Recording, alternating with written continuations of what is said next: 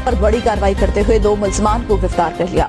गिरफ्तार मुलजमान चोरी और छीने गए मोबाइल फोन्स का सामान निकालकर सस्ते दामों में फरोख्त करते थे। गिरफ्तार मुलजमान स्ट्रीट क्रिमिनल्स गैंग से राब्ते में थे। मुलजमान 3 से 5 हजार में मोबाइल का IEMI तब्दील करते थे। इसरार मुगीरी से मजीद जानते हैं। जी इसरार, बताएगा।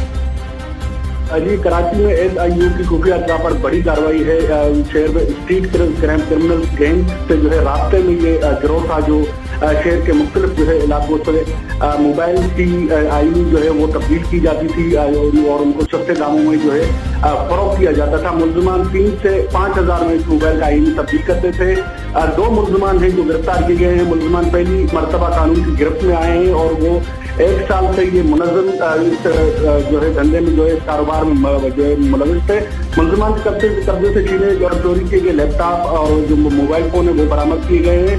156 मोबाइल जो है और 12 लैपटॉप और 186 टैबलेट जो है ये बरामद किए गए हैं। 2 मुलजमान जो है उनकी जो शनाख्त हुई है वो हबीब और सलमान के जो है नाम से हुई है। साथ ही साथ SSP जुनैद शेख का बताना था कि ये जो है मुनज़्ज़म गिरोह है।